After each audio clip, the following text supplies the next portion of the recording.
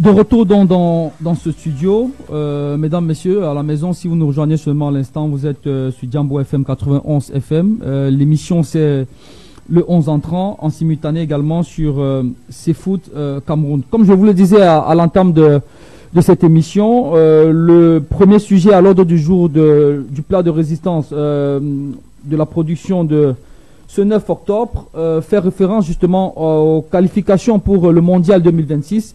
Les Lions, vous le savez, hier ont ramené un précieux succès du côté de l'île Maurice, 2-0. Un succès qui, conjugué au match nul du Cap-Vert en terre libyenne, permet de maintenir allumée la flamme de l'espoir pour une éventuelle qualification pour le Mondial 2026 du côté du Qatar. Et donc, pour s'étaler sur ce sujet, la première question que j'ai envie de vous poser, messieurs, la question à qui veut la prendre. Premier commentaire comme ça, de but en blanc, Dave, Tony, Léger et le coach également, sur la performance des Lions hier face à l'île Maurice. Dave? En ce qui concerne la performance des Lions dans sa globalité, je pense que la seule chose positive à retenir, ce sont les 3 points. Maintenant, je pense qu'on aura l'occasion de faire l'analyse du contenu en termes de jeu, on en reparlera. C'est déjà une bonne chose qu'on ait gagné ce premier match parce qu'on a 2 finales, à savoir le match contre l'île Maurice qui s'est soldé par une victoire et le match contre l'Angola pour pouvoir espérer soit être premier s'il y a un faux pas du Cap-Vert contre les Swatini, je doute un tout petit peu, ou alors se classer parmi les meilleurs deuxièmes et jouer les barrages. Donc c'est déjà une bonne chose que nous ayons gagné ce premier match. Il faudrait valider cela avec un succès contre l'Angola et Yaoundé. Léger, tu as regardé le match comme nous hier. Globalement, comment est-ce que tu as trouvé cette équipe des Lions face à l'île Maurice? Il faut déjà dire que c'était le 11 entrant m'a surpris parce on sait bien évidemment que Marc c'est quelqu'un qui n'aime pas beaucoup changer dans ses choix, mais on a vu à travers le 11 entrant qu'il a présenté hier qu'il avait beaucoup de choses à expérimenter, notamment au niveau de l'axe avec l'association Ngandengandju et comment on l'appelle, Tolo. On a vu quand même que ça a marché. Sur le côté, on a vu Naguida qui est revenu dans le 11 entrant qui a bien joué. Mais personnellement, je n'ai pas aimé la première période qui était un tout petit peu pas à mon goût. À la seconde période, on a quand même vu la main du coach, la patte du coach, surtout avec les très bons remplacements, notamment l'entrée de Christian Bassogok et de Zambo Aguissa. J'ai surtout aimé l'entrée de Christian Bassogok qui, depuis l'arrivée de Marc Boussé, est dans un regain de forme qui aujourd'hui est en train de prouver véritablement qu'il peut être titulaire devant Koudou, parce que au départ on se disait que Koudou forcément a beaucoup plus de talent que Christian Bassogok, mais depuis, à chaque fois que Christian Bassogok est entré ou alors a commencé le match, je crois qu'il a gagné plus de points que son concurrent direct au même poste. Donc je crois que globalement c'était un match à ne pas perdre. La mise a été sauvée. Et je crois qu'on peut s'appuyer sur ce que l'équipe nous a présenté lors du second acte pour pouvoir se projeter lors de la deuxième rencontre contre l'Angola, parce qu'il va falloir gagner, il va même pas falloir faire des calculs. Pour les analyses beaucoup plus tactiques et poussées, on a le coach qui va nous expliquer comment comprendre quand même. On va rentrer dans le fond justement de l'analyse de cette rencontre tout à l'heure, Léger. On reviendra certainement. Oui, Léger. Exactement, donc je dis que l'essentiel a été sauf, donc il fallait prendre les 3 points, même si on a eu une première période qui n'était pas du tout bonne. On a surtout eu une seconde période où on a vu les joueurs vraiment prendre les responsabilités, des très bons remplacements, et au final on a 3 points. 3 points qui, ma foi, nous permettent toujours de rêver, parce qu'il faut se dire que cette campagne de qualification pour la prochaine Coupe du Monde n'est pas encore terminée. Il va falloir croire en ses chances, il va falloir gagner le prochain match. Tony, un commentaire? Oui, bon, avant cette rencontre, j'ai fait une émission sur un autre média et je disais déjà que le match piège sur les 2 qui arrivent là sera le match contre l'île Maurice. Moi, ça ne sera pas le match contre l'Angola. L'Angola, on le joue à la maison, c'est le dernier match et généralement à la maison, nos Lions, ils savent rugir. Je disais que le match contre l'île Maurice, ça allait être de match piège parce que après ce qui s'est passé à Praia, après tout ce qu'on a suivi ça et là, comment est-ce que les garçons allaient revenir dans la tanière et tout. Et puis du côté de l'île Maurice, on savait qu'on allait être attendu. Et à côté de ça, il y a le fait qu'on gagne difficilement lorsqu'on joue à l'extérieur. Donc c'est là le match piège. Il fallait absolument le gagner et on l'a fait. Parce que pour avoir cet espoir infime de pouvoir aller en Coupe du Monde, il fallait gagner contre l'île Maurice. On termine le travail à la maison et moi, ça me donne l'occasion de dire quelque chose. Depuis hier, je suis dans la positive attitude. C'est-à-dire, soit tu vois ce que je poste sur les réseaux, j'essaye de faire comprendre aux Camerounais que si on veut véritablement aller en Coupe du Monde, et le coach ne me démentira pas, il faut envoyer le maximum d'ondes positives à cette équipe. On joue pour nous, mais pas que. Parce que, dites-vous bien une chose, le Cap-Vert ne s'est jamais retrouvé dans la situation dans laquelle il va se retrouver lundi. Ils n'ont pas l'expérience de cette histoire. Ils peuvent facilement paniquer. Le stress, la tension, l'attente. Et pour ceux qui ont regardé un peu comment les Swatiniens ont fait trembler l'Angola, moi je vous dis, sur un truc ça peut passer.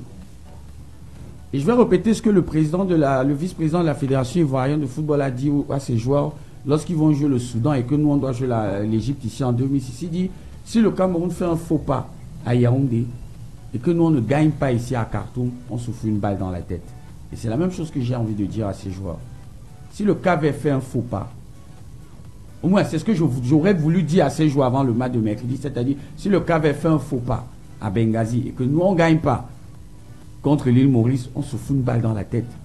Et quand on va rentrer dans le contenu de la rencontre, tu vas voir qu'à plusieurs niveaux, ça sentait le match piège. Tu vois un peu?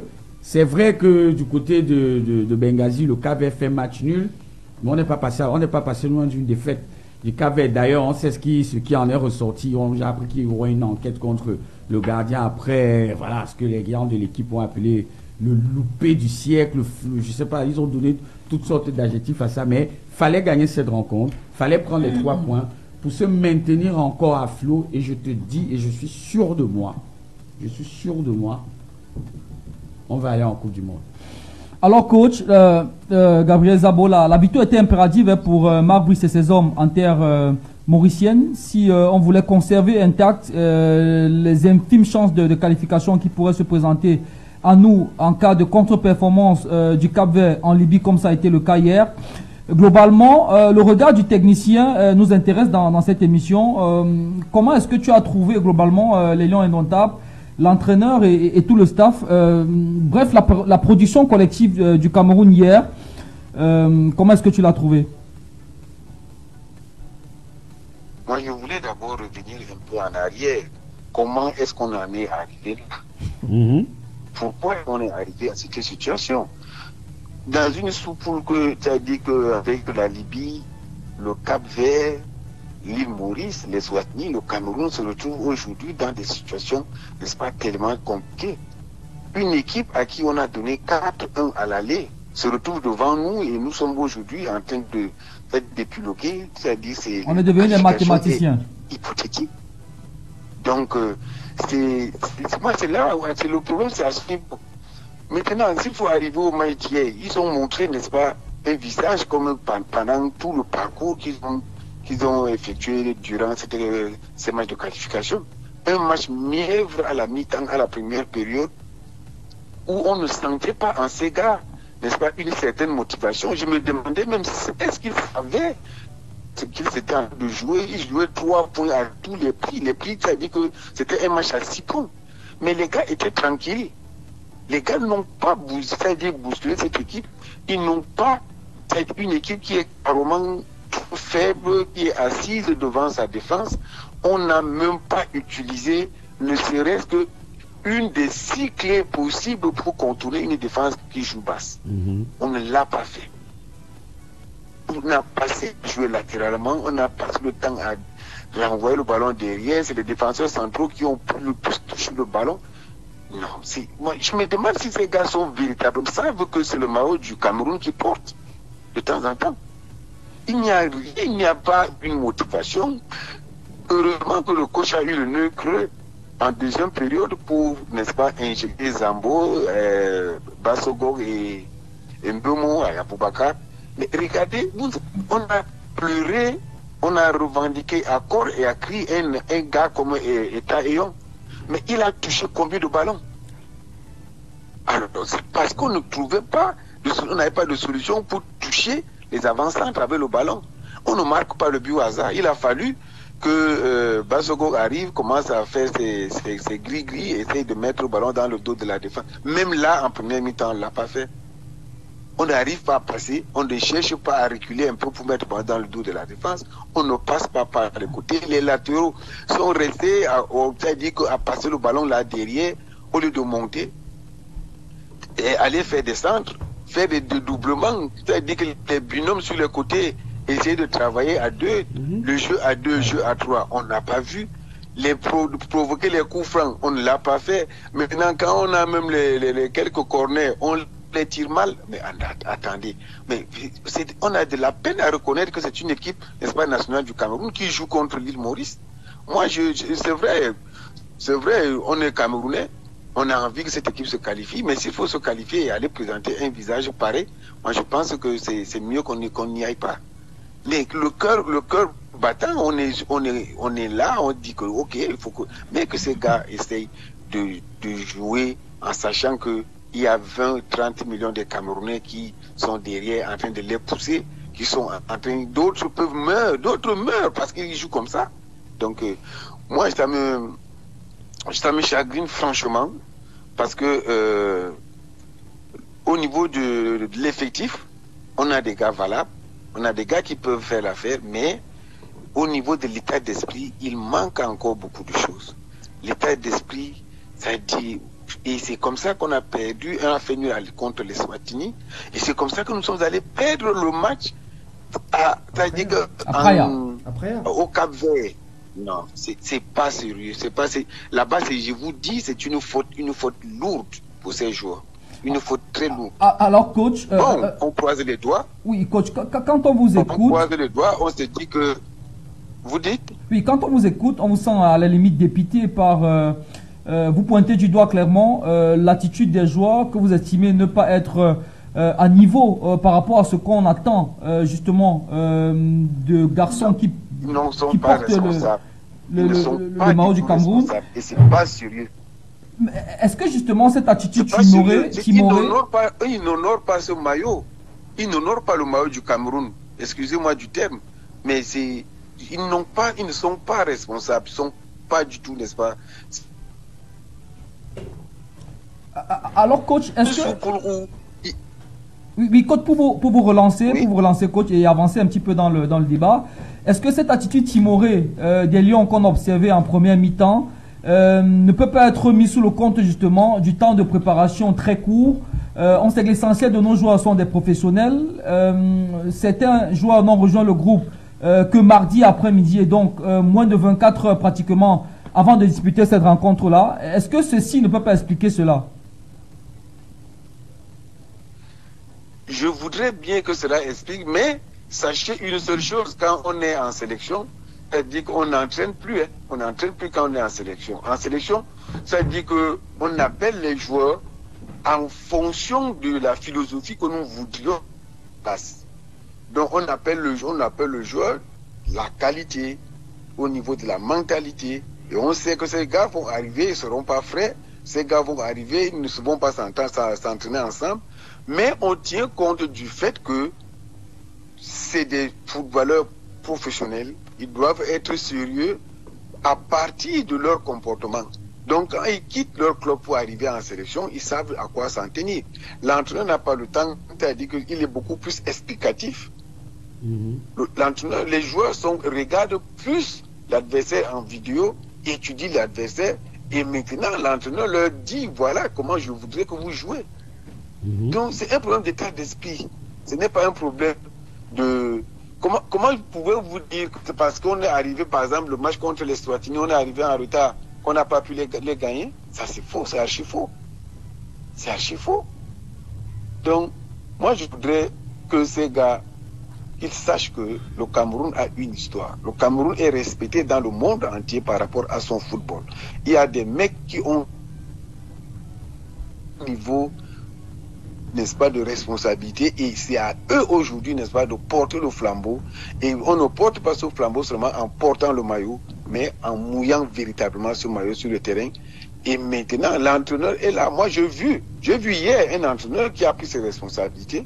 Il a bougé, c'est-à-dire que peut-être pas pour les piquer, mais a mis un 11 entrant, n'est-ce pas, par rapport à ce que lui il estimait. Et je suis sûr d'une chose, c'est qu'il a voulu réserver certains par rapport au match contre l'Angola. Mais quand on vous donne cette chance et que vous ne la saisissez pas, non, vous donnez raison à l'entraîneur de toujours faire avec les mêmes hommes depuis qu'il est arrivé. Vous avez vu, quand il a mis maintenant ces joueurs sur qui il compte, les gars ont fait bouger la ligne. Donc, moi, je dis, il faudrait beaucoup de responsabilité de la part des joueurs et que l'entraîneur, il a vu avec qui il pourra composer. Et je suis sûr d'une chose, c'est qu'il va le faire contre l'Angola, où nous devons, n'est-ce pas, à tout prix et à tous les prix gagner le match et à croiser les doigts que de l'autre côté, que le Cap-Vert ne gagne pas. Alors, oui, Tony. Oui, coach, bonjour. Tony Frandam. J'ai une question parce que très souvent, on parle beaucoup de la responsabilité de l'entraîneur. Dans la de l'équipe, moi-même qui vous parle, je suis aspirant entraîneur, je suis encore au niveau d'éducateur. Et j'aimerais savoir, quand on regarde le match d'hier, est-ce qu'à un moment donné, il ne faudrait pas responsabiliser les joueurs? Parce que j'ai aimé votre analyse. Et mettre les joueurs en face de leurs responsabilités. Parce qu'à un moment donné, c'est trop facile de dire l'entraîneur. Mais quand moi je regarde sur cette première mi-temps, vous vous rendez compte d'un joueur comme Koudou qui n'arrive pas à déborder son latéral mauricien. Vous avez, par exemple, au niveau du milieu de terrain, on n'arrive véritablement pas à casser les lignes, à prendre le dessus. Au niveau de l'intensité physique, il y avait un gros manque. Est-ce que là, il ne serait peut-être pas temps de responsabiliser les joueurs au lieu de toujours se cacher derrière le fait de l'entraîneur ou bien les autres problèmes périphériques autour de cette sélection? Vous savez, je n'ai jamais, n'est-ce pas, pointé du doigt l'entraîneur, sauf que une fois que vous avez mis le joueur sur le terrain, ça veut dire que c'est déjà une responsabilité que vous lui donnez. Alors, vous ne pouvez pas faire allier comme un Koudou, un milieu de couloir qui, c'est-à-dire qu'en aucun moment il n'a tenté de dribble, il n'a percuté, puisque on avait en face de nous une équipe qui jouait carrément, n'est-ce pas, qui a garé le bus. Oui. Il y a les clés. Bon, peut-être les entraîneurs ne leur ont pas montré, mais c'est des joueurs professionnels. Je suis sûr que dans leur club, on leur a déjà expliqué que quand nous jouons contre une équipe qui a garé le bus, première des choses, il faut être patient sur le plan mental. Maintenant, la patience, ça ne veut pas dire que vous devez être inactif. Il faut bouger, par exemple, solliciter les ballons, passer par les côtés, chercher les coups francs, tirer de loin pour essayer de les faire sortir.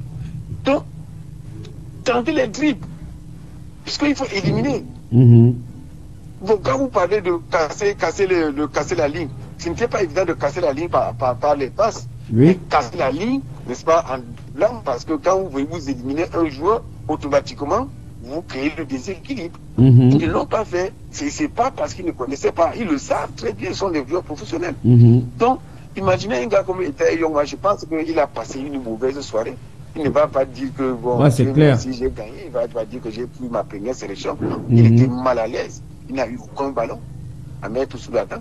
Donc, la responsabilité que vous dites, c'est vrai, mais être responsable, c'est savoir assumer, n'est-ce pas, son rôle, savoir assumer certaines choses, n'est-ce pas, qu'on vous a données. Donc, quand on n'assume pas, on n'est pas responsable, et quand on n'est pas responsable, il faut s'attendre à ce que tout le monde vous tire dessus. D'accord, oui, coach, vous avez une question de la part de Dave qui est avec nous ici en studio. Oui, Dave. Non, en fait, c'est pas une question, mais je partage véritablement votre analyse et j'ai le sentiment que la première mi-temps d'hier est dans la continuité du match qu'on a fait contre le Cap-Vert. Oui. Parce que je me souviens, j'étais venu à cette émission et j'expliquais, j'avais du mal avec l'animation offensive parce que je refuse de fustiger un joueur. Et je me souviens, le match à Praia, tout le monde est tombé sur Vincent Boubacar en disant oui, il est vieux, oui, il est bon pour la décharge. Mais on a mis le jeune Karl Etaillon et vous l'avez bien précisé, il n'a pas été à son avantage tout simplement parce que l'animation offensive posait un problème. Vous avez fustigé, et à juste titre, même sur les côtés, les latéraux, on pourra souligner la combativité du jeune Naguida. On parlera tout à l'heure, Dave. Oui, on va évoquer les performances compartiment par compartiment. Pas compartiment, mais j'ai le sentiment, coach, et là je vous pose la question, j'ai le sentiment que offensivement, ou bien non, vous avez parlé d'état d'esprit, mais offensivement, l'animation offensive ou la volonté de certains joueurs depuis le match contre Praia, la première mi-temps contre l'île Maurice, on a un semblant de continuité.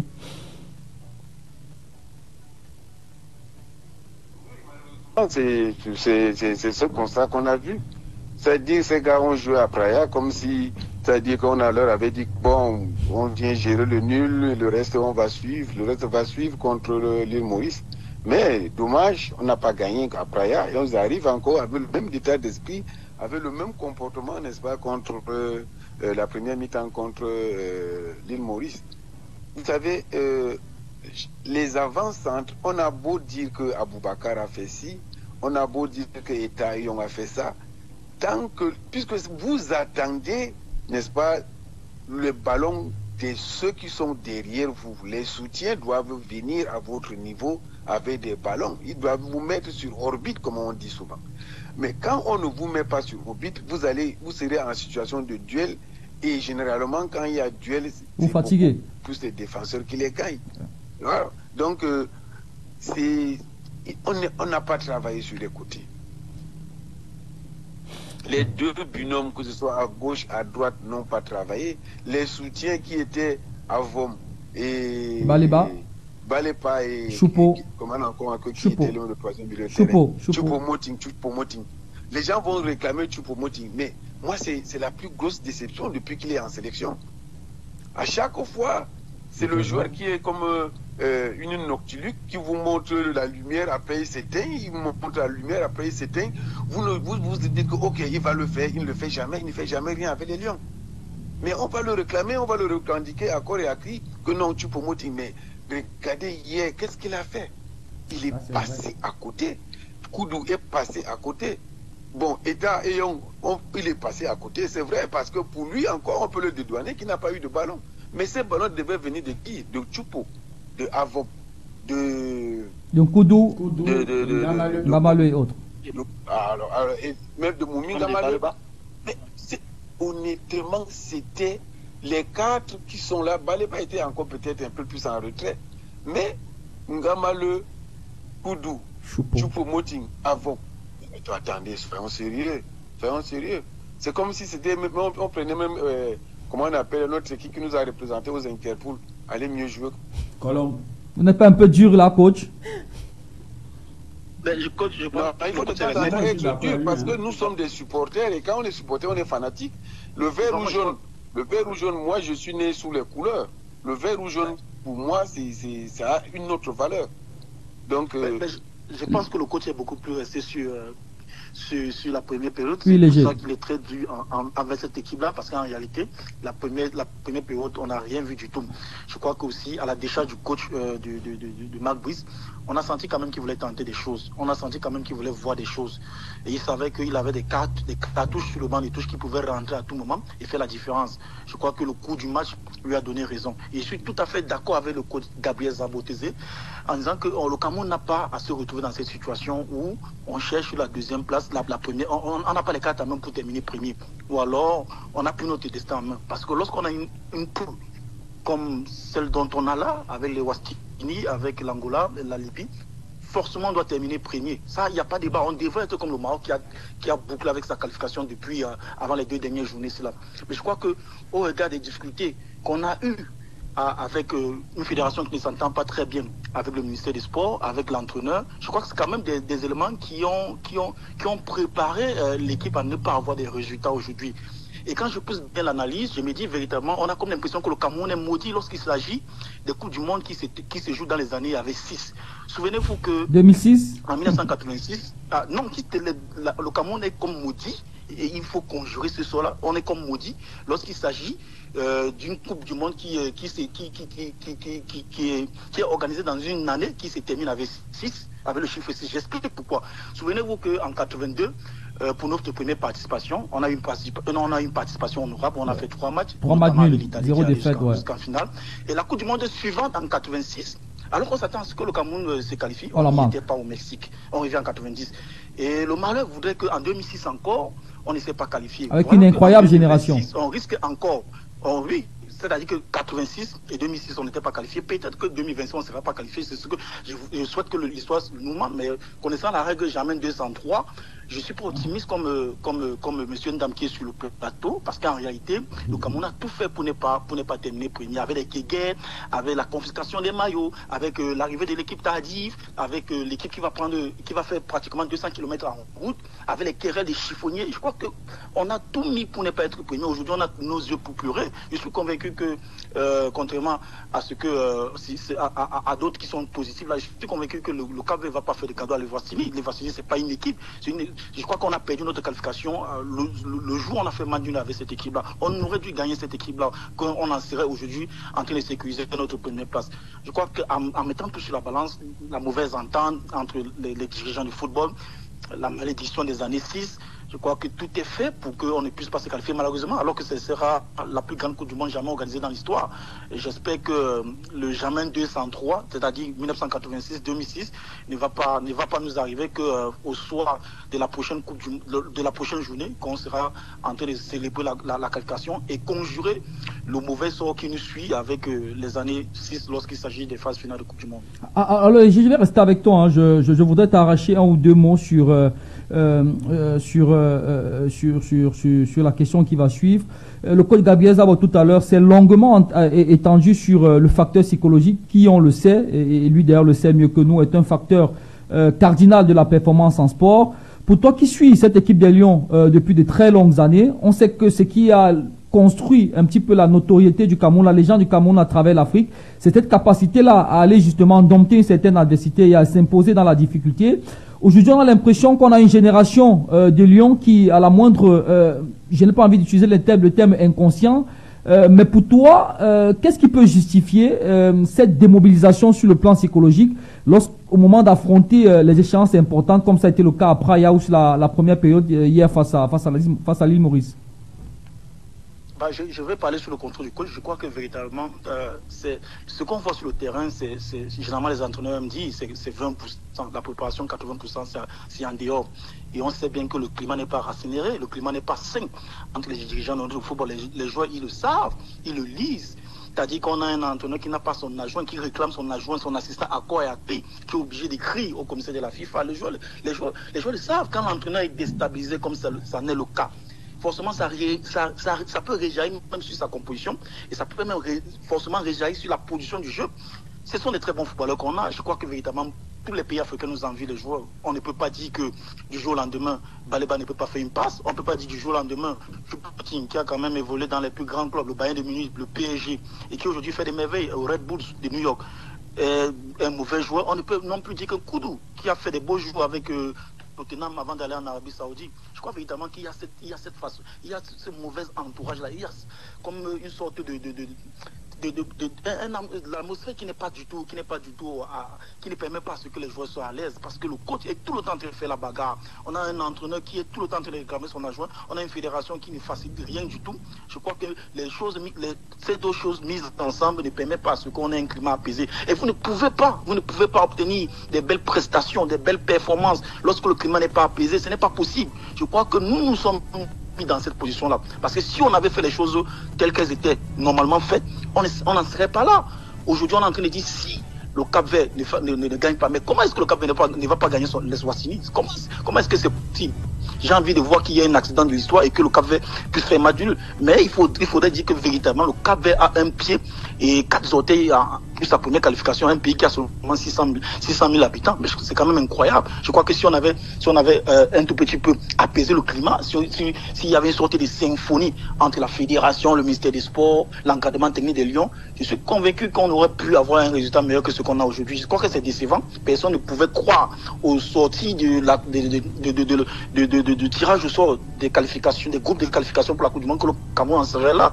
Et c'est quand même difficile de le croire aujourd'hui que nous en sommes devenus des mathématiciens. Je crois qu'on a des très bons footballeurs. À partir du moment où on prendra conscience que l'atmosphère théâtralise la performance et qu'on puisse une fois de plus arranger toutes les choses, de mettre les choses, faire en sorte que les choses aillent bien et que les décideurs du football se mettent ensemble. Je suis convaincu qu'on fera si on rate la Coupe du Monde, on fera une très très bonne CAN en décembre prochain au Maroc. Alors coach, Gabriel Zabo, on a beaucoup parlé depuis tout à l'heure du match à Praia et la première période hier face à l'île Maurice. entre les deux matchs, Marc Brice a effectué quand même 6 changements par rapport aux 2-11 de départ. Sur le match d'hier, Naguida, Ngade, Avom, Choupo, Ngamale et Taillon n'avaient pas démarré ou pas joué pour certains contre le Cap-Vert. Là, sur le match d'hier, j'ai envie que vous mettiez un peu dans la peau de Marc Brice. Il décide de faire 6 changements. Pour vous, quels peuvent être les éléments qui ont présidé justement au fait que l'encadrement technique amené par Marc Brice ait décidé de changer plus de la moitié de l'équipe sur un match où il fallait absolument gagner pour se maintenir encore un infime espoir de qualification? Moi, je pense que Marc Brice a voulu, n'est-ce pas, préserver un peu la fraîcheur de ses titulaires. C'est-à-dire parce qu'il a su d'avance que le match contre l'île Maurice, sauf cataclysme, on l'aurait gagné facilement. Mais il va falloir, n'est-ce pas, préserver, gagner un peu en fraîcheur au niveau de certains cadres comme Zambo, Aboubakar, Bassogok, Mbemo. Donc il a tenu, n'est-ce pas, c'est à ce niveau où il a fait, n'est-ce pas, des bons choix. Maintenant, comme le match était un peu compliqué, il fallait quand même, n'est-ce pas, amener ces gars sur le terrain pour qu'ils puissent faire la différence. Et maintenant, ce match lui a permis de voir avec qui est-ce qu'il pourrait compter désormais. Je suis sûr d'une chose, c'est que certains qui n'ont pas marqué de points ne seront plus facilement, n'est-ce pas, rappelés en sélection. Donc, on leur a tendu la perche, ils ne l'ont pas tenue. Donc, moi, je pense que c'est à ce niveau que Marc Brice a marqué les points, encore une fois de plus, parce que il apprend à connaître son équipe et les réservistes ne lui ont pas donné raison, parce que lui ont donné raison, autant pour moi, les réservistes lui ont donné raison, parce que c'est un mec qui a toujours été focus sur ses 11 entrants, c'est à la limite. Et hier encore, n'est-ce pas, les réservistes l'ont conforté au niveau de sa position. Alors, pour avancer un petit peu dans le débat, on va questionner un petit peu la performance du compartiment défensif de cette équipe des Lions. Hier, par exemple, face à l'île Maurice, Marc Brice avait décidé d'aligner une charnière centrale expérimentale composée de Mike Ngade qui faisait son retour dans le 11 entrant et de Nourou Tolo. Globalement, déjà, comment est-ce que vous avez trouvé la performance collective de ce compartiment défensif? Et précisément, le tandem Nourou-Ngade, c'est quoi votre avis par rapport à leur performance hier? Déjà, j'étais surpris de constater que nous jouions à l'axe avec Ngade. Et Ngade nous a démontré que si c'est lui qui était là contre Praia, on n'allait jamais prendre ce but parce qu'il allait au moins se plonger, même arrêter avec la main. Donc les autres ont manqué d'état d'esprit, la compétitivité a manqué à Boyomo et à Ouo, n'est-ce pas, au match contre Praia. Mais hier, les défenseurs n'ont véritablement pas eu grand-chose à faire. De difficultés, n'est-ce pas, à faire, ils n'ont pas eu grand-chose à faire. Mais seulement leur rigueur, leur compensation, c'est-à-dire que la communication qui était entre eux a démontré que nous devrions, n'est-ce pas, normalement, avoir un garde dans l'axe contre l'île, comment c'était, le Cap-Vert. Contre le Cap-Vert. Donc, mais les gars étaient tranquilles et ça a permis que sur le plan défensif, qu'on n'ait pas eu de difficultés. On en a passé, n'est-ce pas, toute une soirée avec le doigt dans la bouche. Mais sauf que sur le plan offensif, les latéraux n'ont pas apporté grand chose contre une équipe qui joue assise et vous n'apportez pas, n'est-ce pas, un plus offensif. C'est cela qui était leur péché. Alors Dave, le coach parle de l'apport de Ngade dans cette défense. C'est vrai, on peut le dire a posteriori que hier, les défenseurs n'ont pas été en grande difficulté face à cette équipe mauricienne. Mais c'est un constat qu'on fait parce qu'on sort de cette rencontre-là sans avoir encaissé de but et en ramenant une victoire. Sauf que tous ces éléments-là, le facteur, le nœud de tout ça, c'est la présence de Ngade qui, lui, n'était pas là face au Cap-Vert. Aujourd'hui, hier, il était là, on termine le match sans encaisser de but. Je crois que c'est la 13e fois en 14 matchs que Marc Brice ne perd pas. Et sur les 13 autres matchs où on n'a pas perdu, Gade était titulaire. Le seul match où il n'a pas joué, on a perdu. Est-ce qu'aujourd'hui, pour toi, Gade peut être considéré comme la pierre angulaire de ce dispositif défensif camerounais? Est-ce qu'aujourd'hui, il faut bâtir l'équipe du Cameroun sur l'aspect défensif autour de Michael Gade-Gadu? Je pense que les chiffres ne montent pas. Les chiffres ne montent pas. Et qu'on le veuille ou pas, il faut reconnaître à un moment donné que le lièvre il court vite. Michael Gade apporte une certaine sérénité et une certaine expérience à cette charnière centrale. Si on a perdu le match contre le Cap-Vert à Praia, pour moi c'était plus de l'expérience, parce que comme le coach l'a dit, et hier il a fait une faute. Hier, regardez le match. Ouais. Il a fait une faute contre l'île Maurice. Et c'était une faute d'expérience, c'est-à-dire que je barre la route ou bien je tends le pied ou je frappe la jambe, et je vous assure, on ne serait pas dans ces calculs arithmétiques que nous sommes en train de faire. Il ne représente peut-être pas l'avenir au regard de son âge pour la charnière centrale du Cameroun, raison pour laquelle je dirais on ne va pas bâtir l'équipe autour de lui dans 2, 3, 4 ans, mais à l'instant et à l'immédiat, en l'occurrence pour ces matchs pour la Coupe du Monde et même la CAN à venir, Michael Gade-Gadu est un élément extrêmement essentiel pour l'équipe du Cameroun. Oui, coach, vous voulez dire quelque chose? Ouais. Peut-être avant le coach Yvan, moi je vais placer là. Je voulais. Oui, d'abord le coach, ensuite Léger, tu vas réagir. D'abord le coach. Ben, je pense que c'est le coach qui doit prendre la parole parce qu'il est l'enseignant, je crois qu'il est le plus... Oui, coach, on va y aller avec vous, vous voulez dire quelque chose? Nous, on n'a que le regard des journalistes que nous sommes là, donc c'est pour ça que je souhaitais que le coach puisse prendre la parole après moi pour corriger si j'ai dit des bêtises. Parce que je crois que l'équipe nationale du Cameroun a besoin de joueurs expérimentés. Vous avez beau être très bon dans votre club, lorsque vous arrivez en équipe nationale pour la première fois, il y a cette pression-là, c'est-à-dire que la tunique tricolore, ça pèse quand même. On a vu que même avec Brian Bemo, ça a été difficile pour qu'il prenne ses marques. C'est maintenant qu'il commence à marquer. Pour ses premiers matchs, ça a été compliqué. On l'a vu avec Eta Ayon qui est très bon, mais qui a commencé à mauvaise manière. Parce que ce n'est pas du tout facile. Pour un match contre le Cap-Vert, on aurait souhaité que Ngandé soit là. Mais malheureusement, il y a comme une sorte d'opinion qui cloue au pilori Michael Gade-Gadu, alors que c'est quand même quelqu'un qui a une sacrée expérience, qui a des repères, qui a quand même joué avec ses sélections depuis pratiquement 2017, l'année où on a remporté la CAN, alors qu'il jouait même comme 6.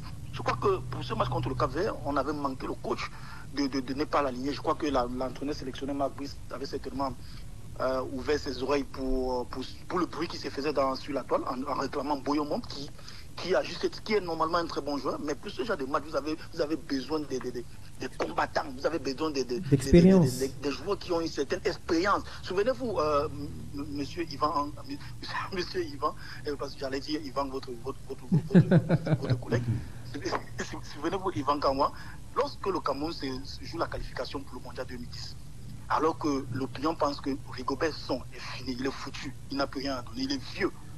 Tout le monde dit que c'est normalement Basson qui doit être titulaire. Paul Le Guen titularisé Basson contre le Gabon à Libreville, un match capital. Mais malheureusement pour Basson, ou alors heureusement pour Rigobert Song, au bout de 30 minutes, il fait ainsi au banc de touche, il ne peut plus. Il subit une blessure parce que selon les informations que nous avons eues dans la tanière, c'était une blessure diplomatique. Il subit une blessure parce que le match était chaud. Il avait le Aubameyang, il y avait le stade de l'amitié de Libreville qui était chaud, bouillant. Donc c'était difficile pour lui. Et il est remplacé par Rigobert Song qui a le violon et qui met toute son expérience au service de la défense. On a vu les attaquants gabonais qui ont vu du feu, qui n'ont pas pu inscrire le moins de buts là-bas. Et le Cameroun a gagné ce match contre le Gabon pour reprendre son destin en main. Je crois que dans ce genre de situation-là, il ne faut pas oublier l'histoire. On a beau crier que Ngandé est vieux, mais c'est quand même quelqu'un qui a de l'expérience. C'est quand même quelqu'un qui a du vécu. Et en sélection nationale, il y a des joueurs qui n'ont pas besoin d'être titulaires dans les clubs, qui n'ont pas besoin de jouer beaucoup de matchs dans les clubs. Mais lorsqu'ils sont en équipe nationale, il y a une sorte d'angélisme, c'est-à-dire qu'il y a une sorte de magnificence qui démontre là. Parce qu'ils ont une histoire avec ces sélections nationales-là. On a manqué le coach en faisant jouer Ouo et Boyomo dans ce match contre le Cap-Vert. On a vu hier sur une action où Ngandé, et on sait bien que la vitesse de Ngandé, par rapport à sa vitesse, c'est pas son point fort. C'est talon d'Achille. Mais on a vu qu'il a été pris de vitesse, mais il a utilisé sa sagesse, son expérience pour faire faute pour que l'attaquant ne va pas vers le but. Donc je crois véritablement que pour l'histoire, en fait, pour les prochains matchs, il faudrait véritablement que le coach pense à ça. Il y a des joueurs clés, il y a des secteurs clés de notre défense, du milieu de terrain, de l'attaque, qui ont besoin de certains joueurs qui ont de l'expérience avec les Lions de l'Antap. On a tous crié qu'Aboubacar est vieux, mais vous avez vu qu'avec Eta, il n'a pas pu s'en sortir.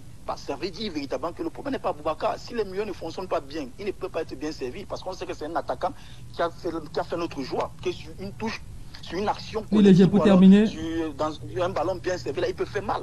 Donc il faudrait vraiment donner du respect à ceux qui ont écrit l'histoire de notre football, du respect aux joueurs qui ont montré qu'ils étaient encore là, qui peuvent offrir aux Camerounais une sorte de sécurité, autant au niveau de la défense qu'au niveau de l'attaque. Oui, coach, vous vouliez dire quelque chose tout à l'heure? Oui, je voulais dire que Marc Brice a été victime des réseaux sociaux. Il a essayé de lire certains commentaires ou bien on le lui a dit que voilà ce que l'opinion publique est en train de dire et lui également tout de suite il a pour une fois qu'il n'a pas été têtu et il a fait n'est-ce pas ça lui a donné tort. Mauvais choix et vous avez vu oui parce que c'est un mec qui est têtu. Parce qu'un entraîneur, d'abord, c'est quelqu'un qui est têtu. Un entraîneur, c'est quelqu'un qui reste sur ses convictions. Et les premières convictions sont celles-là qui t'orientent, qui t'amènent, n'est-ce pas, vers ta réussite. Mais pour une fois que vous chancelez au niveau de vos choix, à ce moment-là, vous allez regretter et commencer à dire que je n'ai pas fait avec mes choix, j'ai fait avec les choix de tel. Et ça veut dire que vous perdez de la personnalité. C'est ce que je voulais dire. Oui, Tony, je voudrais qu'on avance un peu, Tony, parce qu'on a le temps qui nous tient un peu à la gorge. Je voudrais qu'on s'intéresse un peu au jeune Naguida Aboubacar. Il avait fait très bonne impression lors de ses débuts à cette équipe du Cameroun. Sur le match d'hier, est-ce que vous avez l'impression que, d'après ses clics des mots depuis qu'il est en sélection, il a été appelé pour la première fois en juin dernier, est-ce que vous le sentez capable de pouvoir s'installer sur la durée, sur ce flanc gauche de la défense camerounaise? Oui, honnêtement, si je permets, en 30 secondes, je dis un mot rapidement sur le gars. Tu sais, le problème, et c'est ce que le coach disait tout à l'heure, qu'on ne se mente pas, ces joueurs et le staff sont au courant de ce qui s'est dit. Et que tu le veuilles ou pas, ça joue un peu sur eux. Parce que quand tu regardes comment les Lions jouent les deux derniers matchs contre le Cap-Vert et la première mi-temps qu'ils font hier, tu sens, il y a eu un peu de désinvolture, un peu de peur aussi. Pour le camp Gade, je tiens à rappeler qu'ils ont joué sur le synthétique. Et que d'aucuns ont voulu nous faire croire que Gade ne peut pas jouer sur le synthétique. Et que c'est une faute professionnelle de Marbris d'avoir amené Gade pour le dernier rassemblement, pour qu'il joue à Yaoundé, sachant qu'il ne peut pas jouer après sur le synthétique. Hier, c'était le synthétique. Et je suis prêt à parier que la supposée blessure de Gade qui l'aura empêché de jouer après, c'est une blessure diplomatique. Je suis sûr qu'on a voulu juste créer un truc comme ça, mais il pouvait jouer ce match. Mais comme il y a Ouo qui revenait de Russie après avoir signé son contrat, on a dit, bon, comme on bavarde trop, on dit qu'un gars est vieux, mais je suis désolé. Je passe sous le contrôle du coach. Allez regarder la défense de l'équipe d'Italie qui gagne l'Euro en 2020. Tu as Chiellini, tu as les Barzagli, tu as les Bonucci, ils ont quel âge? C'est quoi cette histoire de vieux? Et les mêmes qui te disent Aboubacar est vieux, veulent qu'on ramène Choupo-Moting à sa place. Pourtant, Choupo, je pense qu'il est plus âgé qu'Aboubacar. Voilà les incongruités. Et là, moi, j'en veux le plus à Marc Brice, sur le match contre Praia, c'est d'avoir cédé à ça. Et il n'est pas le seul. C'est vrai, j'ai déjà vu Deschamps faire des choix parce que les médias disent ceci et le code ne me démentira pas. Parfois, quand vous êtes entraîneur, il y a cette sorte de processus. Et parfois, tu as envie de dire, OK, je vous donne ce que vous voulez. Comme ça, si ça loupe, vous n'allez pas m'accuser. Depuis le match contre Praia, personne ne se met véritablement sur les plateaux et dénonce que non, Baleba, c'est Baleba qui fait la paix de balles. Regardez le match contre l'île Maurice. Il perd 3 ballons dans la même zone que celle de Praia. 3 fois il perd le ballon dans cette zone-là. Pourtant, c'est lui qui fait la sentinelle. On ne va pas en parler parce que c'est tout le monde qui le souhaitait. Mais quand vous demandez quelque chose à un entraîneur qui le fait, ayez au moins l'honnêteté intellectuelle de reconnaître que c'est vous qui vous êtes aussi un peu responsable de ça. Concernant Naguida, pour moi, c'est quelqu'un que je vois depuis pratiquement 2 ans du côté de Rennes. Et moi, j'ai toujours dit, ce mec-là peut nous faire du bien. Parce qu'aujourd'hui, si tu te retrouves avec 2 latéraux, un comme Naguida et un comme Noutolo, tu es à l'aise. C'est-à-dire, tu as un qui est purement défensif. Des profils différents. Tu as un qui est purement défensif. Et tu as un qui est un super contre-attaquant. Et ce que j'aime sur Naguida, c'est que lui, il n'hésite pas à centrer. Il n'hésite pas à te faire un retrait lorsqu'il arrive en bout de coude. D'où ce que l'entraîneur disait. En première mi-temps, Ce sont les déplacements de Nkoudou qui ne permettent même pas à Naguida de venir même le déborder. On lui met un ballon en profondeur et il centre. Oh, tu vois qu'en deuxième mi-temps, avec Bassogop, il a fait ça, je crois, 2-3 fois. C'est pas anodin. Pour moi, c'est quelqu'un qui peut véritablement s'inscrire dans la durée. Et dans cette optique de... On dit souvent la passation, on dit souvent, parce qu'aujourd'hui, beaucoup disent qu'on ne veut plus, qu'ils ne veulent plus de nous, Tolo. Ils veulent maintenant de Naguida. Je tiens à rappeler à l'attention, l'entraînement, c'est quelque chose de pur. C'est technique. C'est scientifique. Ce n'est pas parce que vous voyez un joueur, il brille trop, que vous allez dire qu'il faut qu'il vienne jouer. On parle de la défense, elle doit être complémentaire. Les 4 de derrière doivent avoir des automatismes. Je te dis, le meilleur latéral gauche espagnol, aujourd'hui, c'est celui qui a Leverkusen. J'oublie son nom.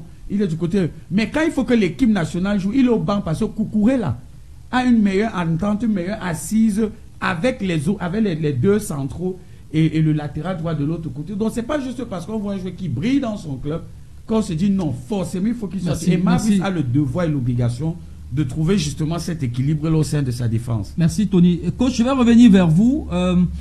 L'autre question que j'ai envie de vous poser, on voit que sur ce match-là, je pense que ce soit Léger, que ce soit Tony, Dave aussi, il y a une question qui revient tout le temps en toile de fond, c'est la question des chocs de génération entre ceux qu'on estime être des vieux, entre guillemets, qui doivent céder, selon une certaine opinion, la place aux jeunes.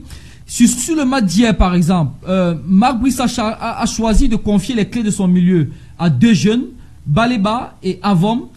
L'analyse du technicien, est-ce que de votre regard, vous avez l'impression que de ce que Baleba et Avom ont produit hier, on peut clairement leur confier les clés du camion? Okay. Moi, s'il faut rester, n'est-ce pas, sur la première période, et on va dire tout de suite que c'est peut-être un peu aller trop vite en besoin. C'est quand Zambo Andy ça entre, avec maintenant les 2 autres, que ça a commencé, n'est-ce pas, à jouer un peu au foot.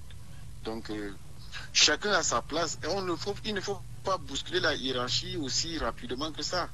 C'est-à-dire, vous savez, dans une équipe de foot, on a besoin des jeunes, on a besoin, n'est-ce pas, des vieux briscards, parce que c'est eux qui tirent les autres un peu vers le haut, c'est eux qui donnent les conseils par leur vécu, et c'est pour ça qu'on parle d'expérience.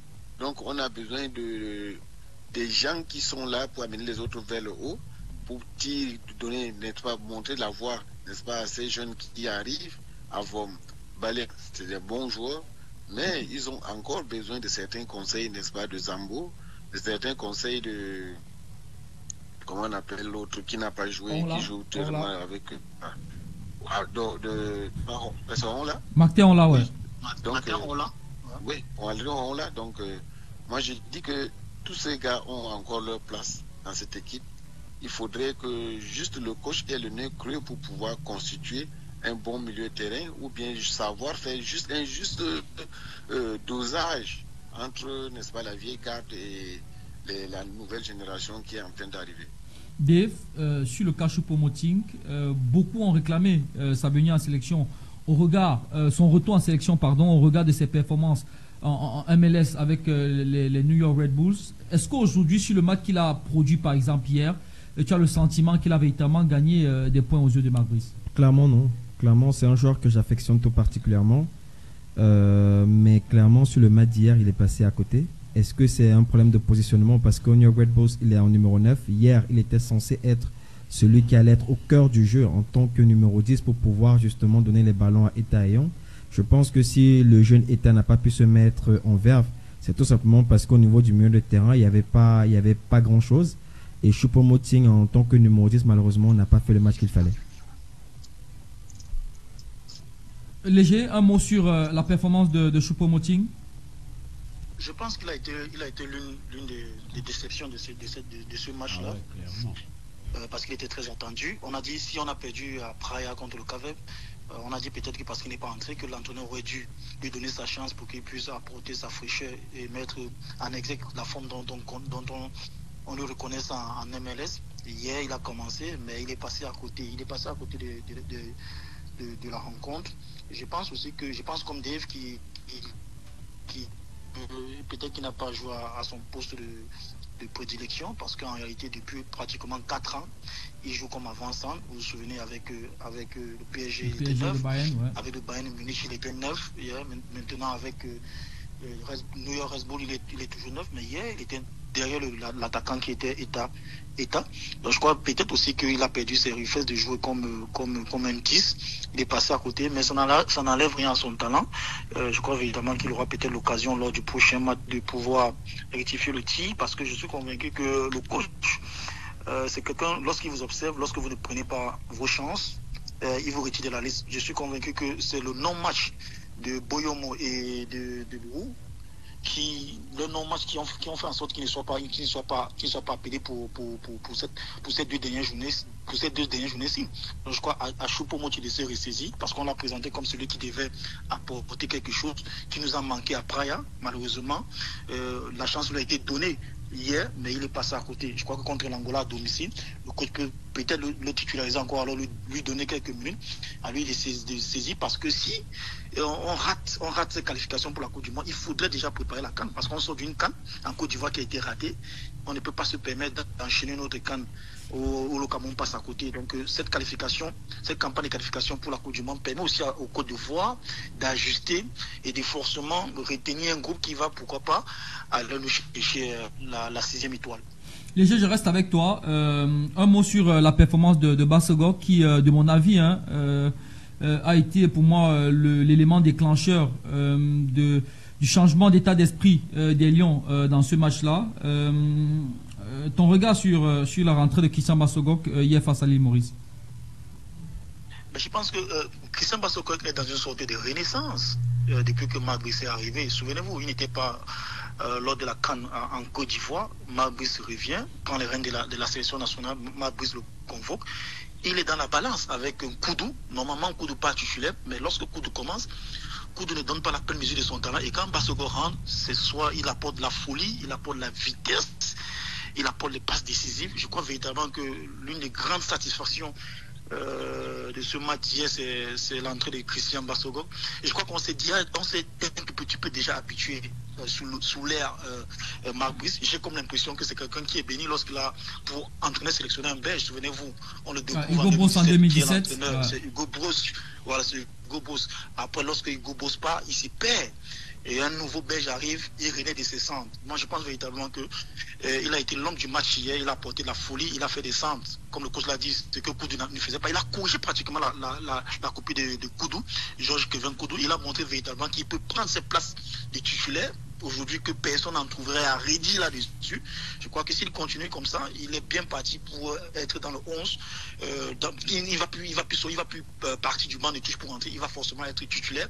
Et pourquoi pas juste lors des prochaines rencontres. Je crois que c'est une très très belle entrée, magnifique centre qui a permis le but de Brian Bemo. Ouais. Je suis déjà habitué, c'est un joueur qui a subi mes critiques, mais je crois que depuis l'arrivée de Marc Brice, il est en train de renaître, et c'est bien pour lui, c'est bien pour son moral, et c'est surtout bien pour nous qui sommes les supporters des Lions Indomptables du Cameroun. Alors messieurs, pour sortir définitivement de ce sujet, en 30 secondes chacun, avis tranché, vraiment en toute honnêteté, qui croit encore à une victoire, à une qualification des Lions pour la Coupe du Monde? Je pense que quand tu dis qualification, c'est qualification immédiate, sans jouer les barrages. Oui. Non, clairement, moi je dirais non. Les Lions ne vont pas, ils vont peut-être se qualifier vers les barrages, mais là, non, c'est cuit. Tony? Je reste fidèle à ma position. Les Lions vont se qualifier au soir du lundi 13 pour la Coupe du Monde. Prenez mon mot, faites les captures, enregistrez, préparez-vous à passer ça en boucle. Léger, prépare-toi à passer ça en boucle, parce que je sais pas pourquoi, mais j'ai ce sentiment au fond de moi. Je me dis, il joue les devins, Tony. Non, je joue pas les devins, tu sais. J'ai déjà dit 30 secondes, Tony. Là, tu es à 45. Non. En fait, on a plus de temps, on a encore un sujet. C'est Léger qui est en train de pas. Je sais ce qu'il dit. Léger, il faut savoir que le football, il a le côté métaphysique du football. On ne l'a pas respecté en 2006. Il nous a punis. Je pense que cette fois-ci, le karma nous doit bien ça, et on ira. Sauf qu'en 2006, on avait d'autres destins entre les mains, et là, on n'a pas d'autres destins entre les mains. Léger. Voilà, on va partir. Je pense pas qu'on va se qualifier. Je vous l'ai dit, pourquoi je vous ai dit que lorsque une Coupe du Monde se joue l'année où il y a 6, le Cameroun n'y participe généralement pas. J'ai pris l'exemple de 86, j'ai pris l'exemple de 2006. Et il y a la règle de jamais 203. Si on a échoué 2 fois, la 3e fois peut être cette année. Il faut déjà se préparer à ne pas avoir très mal parce qu'on s'est mis dans cette situation-là. On n'a rien fait pour pouvoir arranger les choses. On n'a rien fait pour pouvoir permettre à cette équipe de donner le meilleur sur le terrain. Je crois véritablement que je suis préparé, j'ai préparé mon cœur. Je suis un fan des Lions comme Franck. Je suis un mordu. Et je n'envisageais pas une Coupe du Monde dans le pays où je réside sans le Cameroun, alors qu'on aura 9 pays africains qui seront là et que le Cameroun n'en soit pas là, alors que j'avais jubilé lorsqu'on avait fait le tirage au sort. Je me suis dit, bon Dieu, la qualification va être difficile. Mais il y a certaines choses qu'on ne s'explique pas. Peut-être que le Cameroun ne va pas conjurer ce sort qui voudrait qu'à chaque fois qu'il y a une année 6, avec terminant par 6, et que le Cameroun ne se qualifie pas. J'aimerais bien que la prophétie de mon cher Franck Dam se produise pour qu'on puisse avoir cette qualification pour le mondial. Mais honnêtement, je ne vois pas le Cap-Vert perdre contre les Eswatini. Moi, je ne vois pas. Personnellement, je crois que c'est nous-mêmes qui nous sommes mis dans cette situation-là. On n'a que nos yeux pour pleurer désormais. Merci Léger. Coach, plutôt optimiste ou alors défaitiste comme Léger et Dave? Défaitiste ou lucide? J'ai découvert, n'est-ce pas, les qualités d'historien, de superstitieux, n'est-ce pas, Léger aujourd'hui. On est africain, coach. Vous savez qu'on est africain, donc ça fait partie de l'Afrique. Bon, mais sauf que moi, je suis partant pour le fait qu'on dise qu'il n'y a jamais de règles sans exception. Bon, maintenant, je m'imagine à la place peut-être de Brice, même peut-être comme je ne me le mérite pas, mais je m'imagine en train de dire à mes joueurs, monsieur, jouons crânement notre chance et croisons les doigts que de l'autre côté ça va passer. Monsieur, moi je crois qu'on va se qualifier et jouons, n'est-ce pas, toutes les cartes à fond. Donc le Cameroun va se qualifier. D'accord. Je pense qu'on est partagé sur ce plateau, hein, deux optimistes et des préfèrent qu'on parle de lucidité et pas de défaitisme. Rendez-vous donc dans quelques jours seulement. On sera fixé sur si le Cameroun finalement obtiendra une qualification directe par les barrages ou alors restera simplement à la maison. C'en est dans tout pour ce premier sujet. On va faire une transition par la régie et pour venir juste derrière prendre la dernière thématique, le dernier sujet. À événement exceptionnel, programme exceptionnel. Mais oui, le meilleur du foot. Le 11 entrant. L'émission qui dit tout haut ce que le monde du football pense tout bas.